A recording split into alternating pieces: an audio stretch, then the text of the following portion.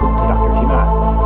I hope that you enjoyed the video. In this video, some basic equations of the plane will be specified, a brief idea of where the equation of the plane comes from by examining the geometry of the problem will be established, and then 3 examples will be done, including a plane that is orthogonal to a 3D line, a plane through a point parallel to another plane, and the hardest example, a plane equation given 3 points in space, which will require specifying vectors u and v that form a basis of the plane and computing their cross product to obtain a normal vector. Now we consider planes in 3D. So when we talk about a plane in 3D, we think about a 2-dimensional object embedded in an underlying 3-dimensional space, x, y, and z. So this is a 2-dimensional flat surface embedded into a 3-dimensional space. And there are basically 3 standard forms for this equation for a plane. The first is n dotted with x minus x naught, comma y minus y naught, z minus z naught is equal to 0, where this n is a normal vector for the plane, and x naught, y naught, z naught is any point in the plane. So this can be any point x naught, y naught, and z naught in the plane. The second equation of a line is basically saying, suppose that we know n takes on the form a, b, c for some numbers a, b, and c. So this is basically just saying that we have some description of our normal vector. Then it basically simplifies this equation to a, b, c dotted with x minus x naught, comma, y minus y naught, comma, z minus z naught equals 0. Simplifying this dot product gives us a times x minus x naught plus b times y minus y naught plus c times z minus z naught equals 0, which can be further simplified to ax plus by plus cz equals to, on the right-hand side, ax naught plus by naught plus c z naught. So, examining this form, we see that if we take these variable terms, we can put them on the left-hand side, and then the remaining terms, a times x naught, b times y naught, and c times z naught, go to the right-hand side. These values are all constants, and so overall, this can be simplified to a third form of the line. Overall, these can be simplified to a third form of the plane. Ax plus by plus cz is equal to d for a constant d. So now we have 3 forms of the line. What is the idea of the equation n dot x minus x naught, y minus y naught, z minus z naught equals 0? Well, the story goes like this. Essentially, we want to know what is the equation of a plane. Given that we have a point in the plane, say x naught, y naught, and z naught, and we know a normal vector to this plane, say n. Now, if we have another arbitrary point in this plane, for example, x, y, z, and this point is truly free. It can be anywhere. It could be here, it could be here, it could be here, it could be here, it could be here, it could be here, it could be here. It could be any point in the plane. Let's just say it's this point right here, and we know x naught, y naught, and z naught is this point right here. Then this vector here is a vector in the plane. This vector v is defined to be v equals x, y, z minus x naught, y naught, and z naught, which is equal to x minus x naught, y minus y naught, z minus z naught. Now, this vector v is in the plane, and we know that every vector in the plane is orthogonal to this normal vector, and so we know that n has to be orthogonal to v, which by definition means that n dotted with v is equal to 0. This is a definition of orthogonality, and so this means that n dotted with x minus x naught, y minus y naught, z minus z naught is equal to 0, and that is essentially where we get this equation from. It is of crucial importance to understand the geometric relationship between the normal vector and any vector in the plane. So another way to study this idea that might help your intuition about this problem is that essentially we have a point. This is our point x naught, y naught, and z naught. This point is in the plane, and there is a normal vector that could be established from any point in the plane. So in particular, we could think of it as being established with tail on x naught, y naught, z naught. Then any vector that we draw to an arbitrary point, x, y, and z, will be orthogonal to this normal vector n. So no matter where we think of this point, x, y, z being, the vector from x naught, y naught, z naught to x, y, z will be orthogonal to n. And so that naturally leads us to a relationship like this. Example, find the plane through a point P0 equals 2, 4, 5, and orthogonal to the line, which is given by x of t equals 5 plus t, y of t is equal to 1 plus 3t, and z of t is equal to 4t for all t and r. Now, we could, of course, write this line in 3D in a vector form. R of t equals r0 plus a direction vector times t for t and r, which in this case would give us r of t is equal to 5, 1, 0 plus our direction 1, 3, 4 times t for all t and r. So what is the picture in this case? Well, we have a plane.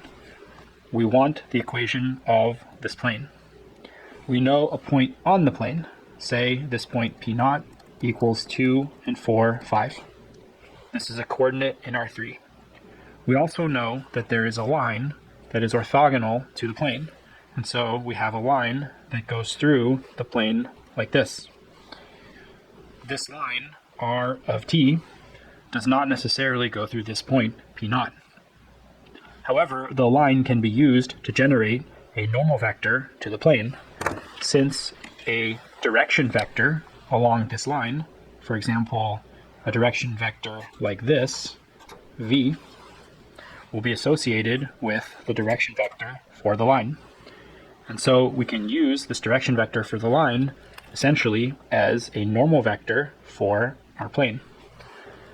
Hence, when we want to solve for the normal vector dotted with x minus x naught, y minus y naught, z minus z naught equals 0, which is a standard form for the equation of a plane in R3, then we just basically substitute P0 is equal to our known point on the plane, and n, our normal vector for the plane, can be taken as the direction vector for the line. So in this case, it would be 1, 3, 4 dotted with x minus 2, comma, y minus 4, comma, z minus 5 equals 0. And so, expanding out this dot product, we would have x minus 2 plus 3, y minus 4 plus 4, z minus 5 is equal to 0, which can be simplified to x plus 3y plus 4z is equal to 2 plus 12 plus 20, which is 34. And so now we have three separate forms for the equation of our plane. We have a vector form, we have a component form, and we have a simplified component form.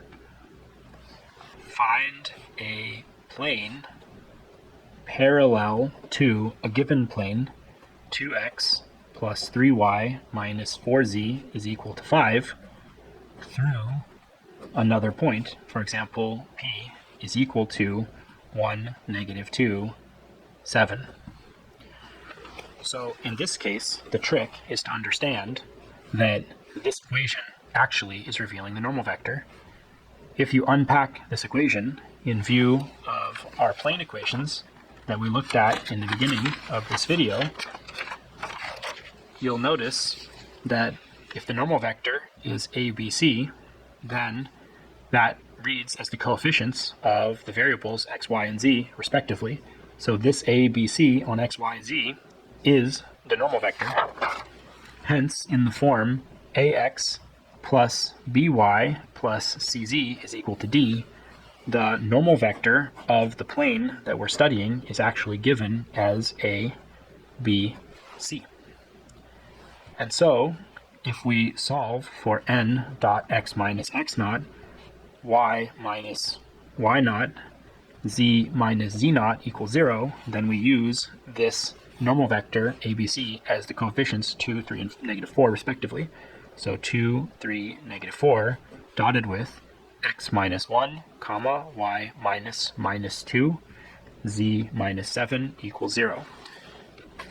Noting that the point x naught, y naught, z naught can now be drawn from the given point 1, -2, 7, resulting in these new x naught, y naught, z naught values corresponding to the point that the plane is now going through. Simplifying this out, we should get a new plane equation 2x minus 1 plus 3 times y plus 2 minus 4 times z minus 7 equals 0, which should have the same normal vector 2x plus 3y minus 4z as our original plane equation. So these terms match on the left-hand side, but now the constant on the right-hand side, d, will be different, corresponding with the new plane. This will be equal to 2 minus 6 minus 4 times minus 7 is positive 28 minus 28. So this will be equal to, in terms of a picture of this situation, essentially what we have is there is one plane and there is another plane that is parallel to the first plane. They share in common the same normal vector direction n, and that normal direction is 2, 3, -4. This plane, we don't know the points associated with it unless we solve for them, which can be done by substituting various values of x, y, and z that solve the equation. So, for example, I could solve for one point in this equation by finding suitable values of x, y, and z that solve the equation. I might choose x equals 1, y equals 1, and z equals 0 in order that I have 2 plus 3 minus 0 equals 5. In this equation, I have values of the points that satisfy 1, -2, 7. So for example, if I plug in x equals 1, y equals -2, and z equals 7, I should get minus 32. In this case, 2 minus 6 minus 28, which is exactly these values here. These two planes are parallel to each other in the sense that they have the same normal vector. A way to tell that the planes are not identical would be to substitute p into this equation and see that the equation is not satisfied, or to take 1, 1, 0 and substitute into this equation and see that the equation is not satisfied. Hence, these are in fact two distinct parallel planes. A tricky kind of example is when you're given 3 points. For example, p equals 1, 1, 1, q equals 2, 1, 3, and r equals 3, -1, 1. And so in this instance, what we have is essentially 3 points in R3 that form a sort of triangle in this space, x, y, and z. So how can we define a plane that this triangle is embedded in, with the picture essentially being like this? There is a plane, and there is our triangle, and this triangle is in our plane. So how do we figure out what this plane equation should be? Well, the usual strategy for solving this kind of a problem is to determine a normal vector by first defining two vectors, like u and v, and then taking their cross product in order to find a normal vector for this plane. The normal vector given by the cross product, u cross v, will then give us a normal direction, and any of the 3 points can be used as the point in the plane, since each of the points p, q, and r is a point that is known to be in the plane.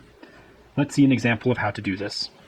If we use our u vector equals pq, and our v vector is equal to pr, then we might say, like, this is the point from p to q, and this is the point from p to r. The vector from p to r is the v vector, and the vector from p to q is the u vector. So we could define u as q minus p and v as r minus p. This would be 2, 1, 3 minus 1, 1, 1. And this would be 3 minus 1, 1 minus 1, 1, 1. Solving for these vectors would give us 1, 0, 2, and this would give us 2, minus 2, 0. Then we would need to compute the cross product. U cross v will be the determinant of I, j, k, u1, u2, u3, v1, v2, v3. The determinant would then be I times the cofactor matrix. So we circle this, cross out the row and column, 0, 2, negative 2, 0, minus j, plus minus plus, so minus sign convention for j, times the cofactor matrix, 1, 2, 2, 0, plus k times 1, 0, 2, negative 2. Then computing the determinants of these 2 by 2 matrices, we would have I times 0 plus 4 minus j times 0 minus 4 plus k times negative 2 minus 0, which is 4, 4, negative 2. Now we have a normal vector to our plane, and so we can say that the equation of the plane should be n dotted with x minus x naught, y minus y naught, z minus z naught is equal to 0, and we can use for x naught, y naught, and z naught either p, q, or r. So in this case, we would have 4, 4, negative 2, dotted with, for example, choosing p, x minus 1, y minus 1, z minus 1 equals 0. There's supposed to be a comma here. And so then computing this dot product, we would have 4 times x minus 1 plus 4 times y minus 1 minus 2 times z minus 1 equals 0, which can then be further simplified to 4x plus 4y minus 2z is equal to plus 4 plus 4 plus 2 minus 2. So then this would be 8 minus 2 is 6. And so again, we have 3 equations of our line. We have a vector form, a component form, and a component simplified form, corresponding to 1, 2, and 3 different equations to represent the same plane.